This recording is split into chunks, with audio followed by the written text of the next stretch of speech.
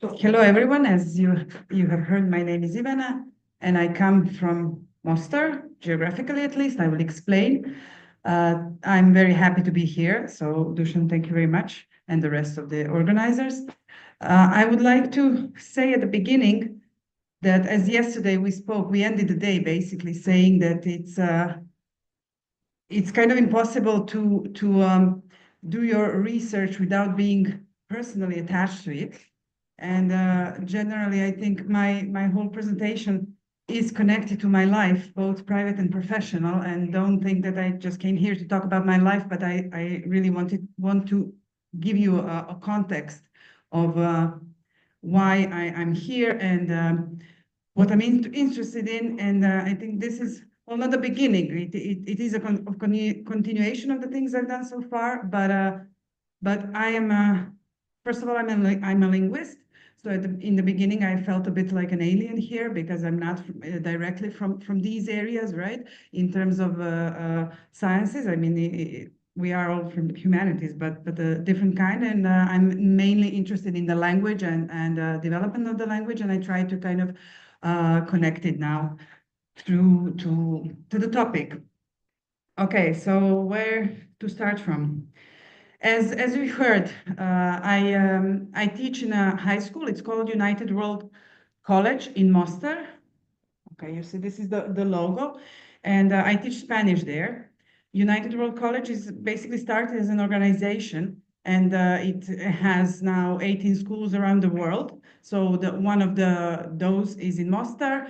It is very interesting because it's a boarding school which has students from all around the world. So basically in my classroom, in one class, I have students from Europe, from Africa, Asia, Australia, New Zealand, and Americas, and they all come to Mostar, to this small town, city in Herzegovina region, and they all live together and study together. So it's quite interesting, of course, even more than interesting, but it's also very challenging to do so, precisely because they come from many different places, and I also come from other places. So Belgrade is here on the screen because originally I come from Belgrade, and I moved actually to Mostar due to work and due to my private life. I married there as well. So in 2017 I moved. And now it's almost a decade of me living there. And another thing about me is that I finished PhD in sociolinguistics. Well, sociolinguistics slash interpreting and translation, but the topic was related to interpreting and translation in the judicial system of Serbia, with its connection to the identities of people, like translators and interpreters, but at the same time of their clients, right? Because that is something that you always have to think of in terms of translation and interpreting, that everyone comes with their own background and how they understand the words that they are using.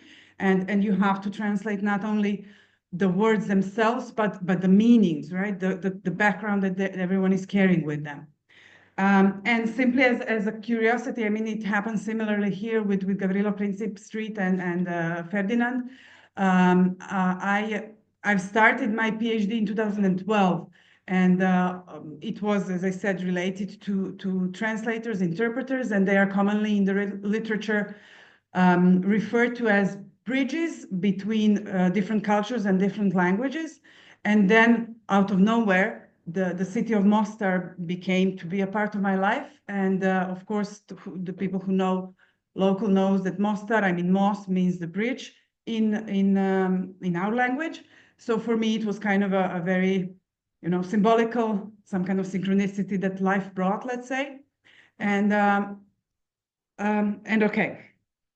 I want to now, yeah, so I will move on to what's I will see what's actually what was the most interesting to me when I came here. So basically, I came to Mostar speaking Serbian, right? If I have to give it a name, I would say my mother tongue is Serbian, and then in Mostar I have students and colleagues who would say they speak either Bosnian or Croatian.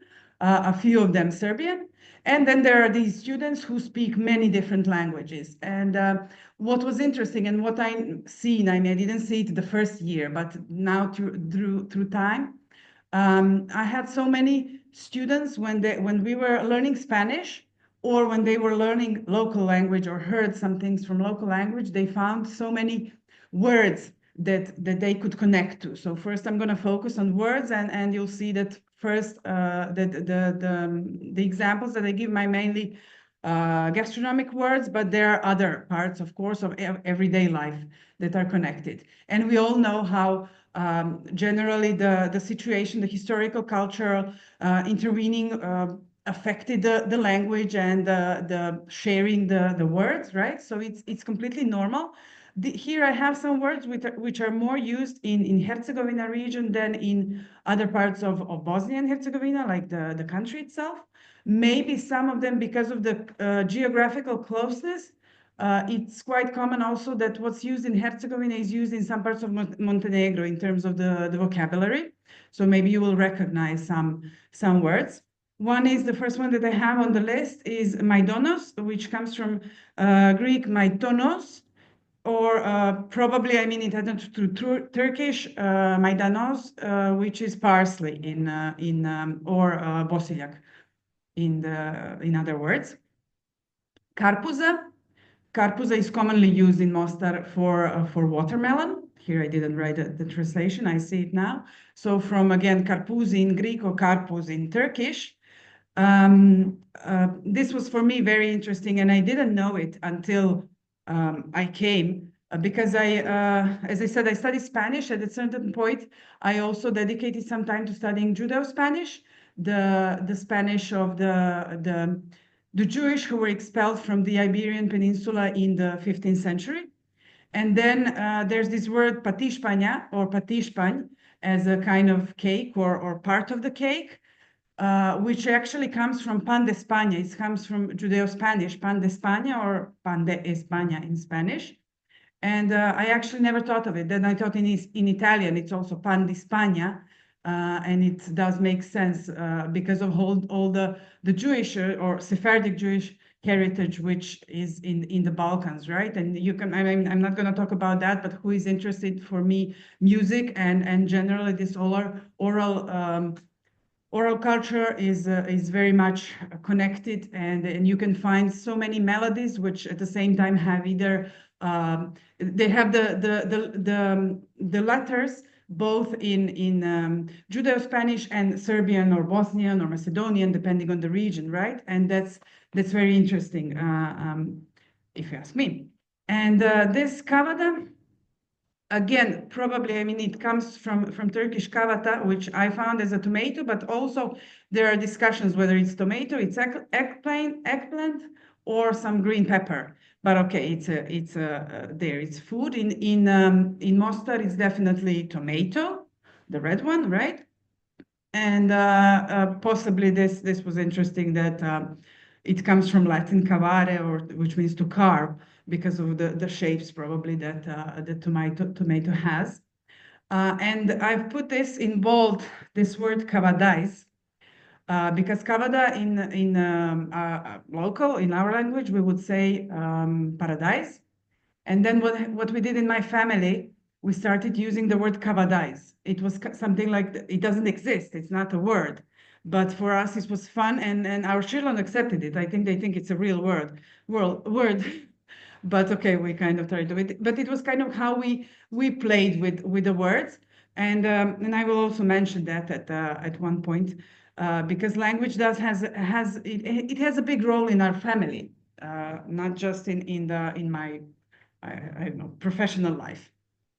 And now the words that are not connected to food, but for me it was like banja. Banja is the bathroom or toilet in Mostar. I've never used it as like that. In Belgrade it's a spa or a name or toponym, right? And then my child came from the kindergarten and said, I'm going to banja.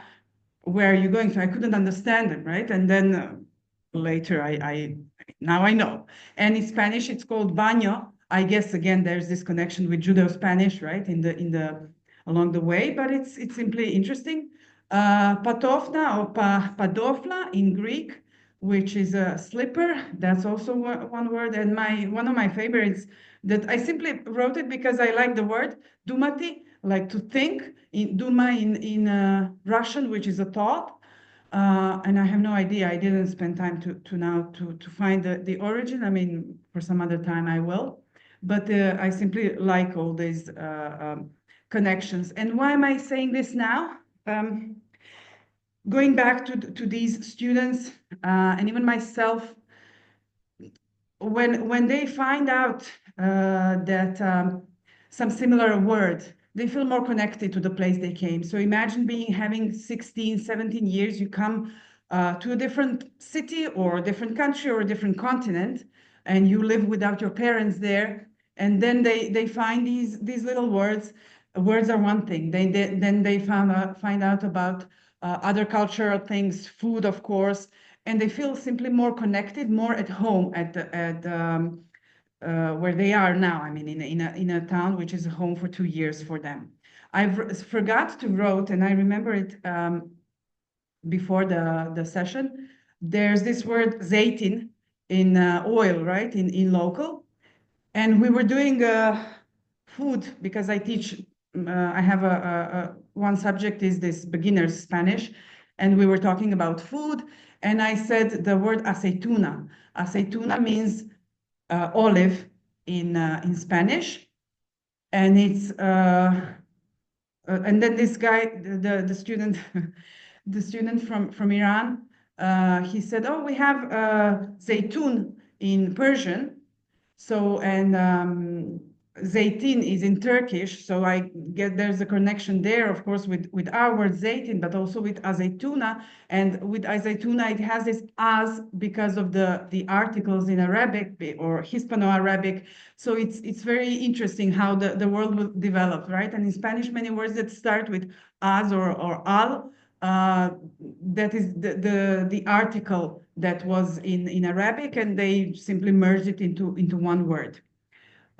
So let me just, okay. Before I move on, another thing that simply came to my mind during Bojana's and Bojana and Lada's presentation was, they have the images for you, but even that it's a big thing, so maybe I can do it like a whole presentation on some other occasion. We have in our school something that we call UWC Day. So the day of the college, let's say, it's what we do, every student, I mean, they prepare their national dishes. We go to in front of the school, and the school is very nicely located in the center of the town. So we go to this pedestrian zone, and we put stands, and every student, they make the famous dishes from their food, and they wear the traditional clothing, and that's also where they get to see each other in this traditional attire, and and to taste actually some traditional things that are very common for many different countries. I also tried many different things that I probably won't have the opportunity to go directly there and see. And it reminded me because this year, I mean because it is in September, the student from Hungary made the plum dumplings. And for me, it was also, why did you make them? This is our dish, right? So that was the first thought in my mind. And then, of course, you get to realize, and it's always interesting how you get to see, not just in of course, the ex-EU countries, they share many things. They arrange it in advance, not to make the same thing, right? But it's a shared stand, basically. But you get to see some similar things in other countries as well. And as I said, this is where usually the students feel kind of more connected, interconnected, both, I mean, culturally, right? So yeah. I just want to point out that this connection, I guess this feeling for this urge for connection, it's pretty innate to all humans, right? So it does give you some kind of a safer space, what we also mentioned yesterday, right? So it's very interesting how we become one community. And yesterday there was a question we talked about. Okay, what I mean, we mentioned what is a community. It can be many different definitions of them.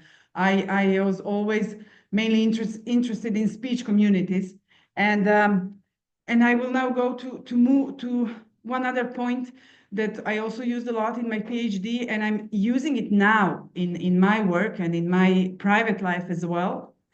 And is this famous the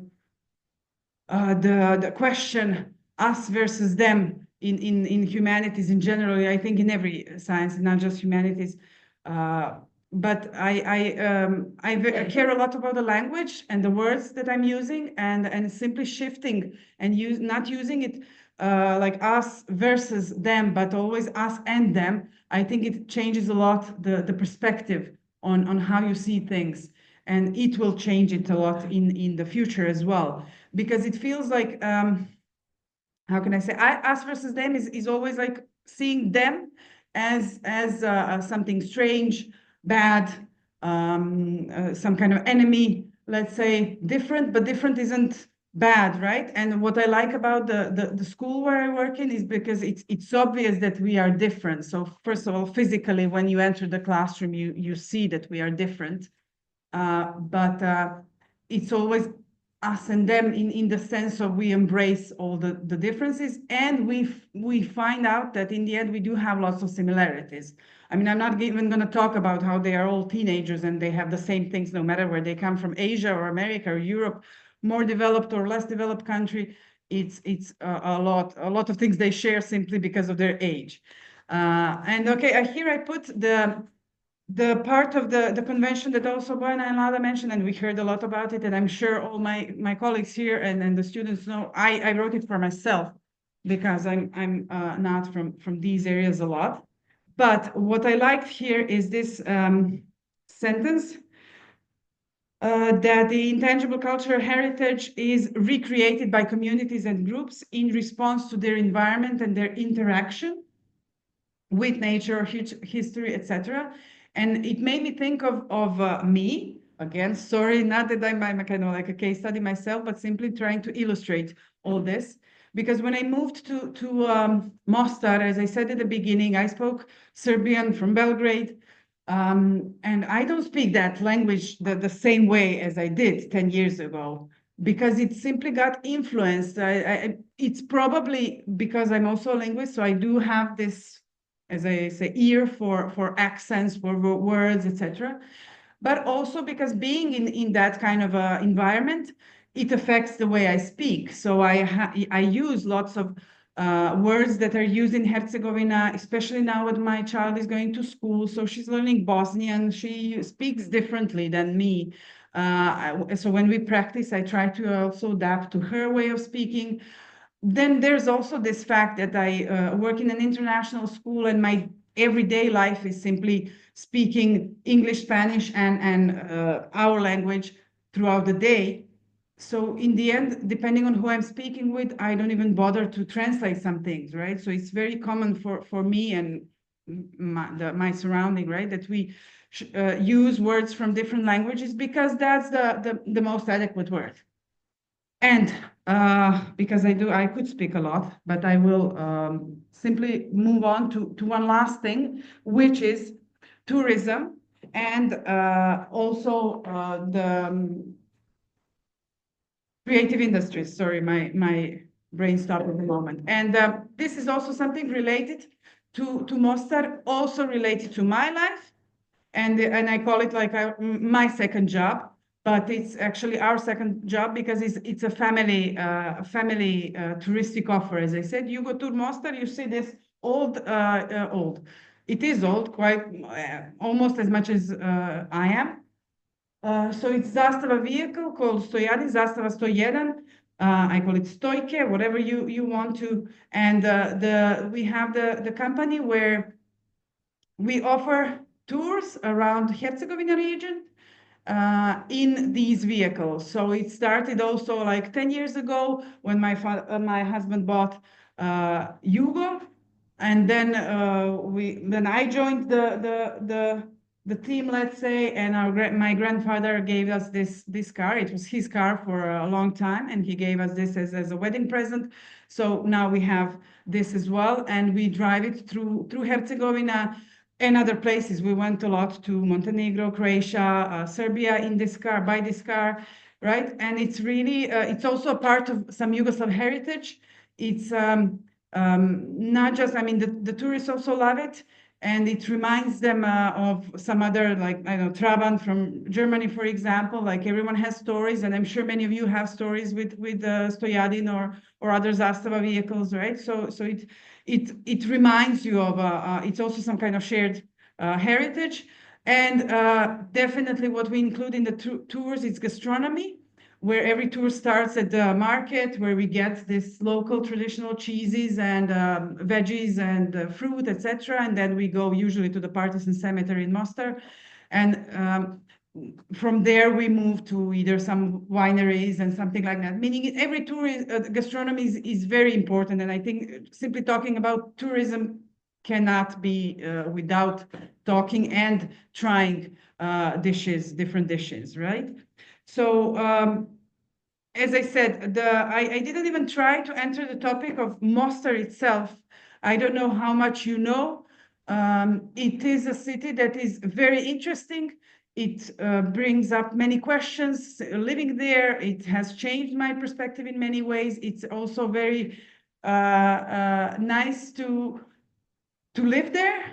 And I just see the other members of Jugotur Mostar just came through the door, so you can greet them later, basically. And yes, I will kind of finish. As I said, many topics can be said and discussed further on this city, right?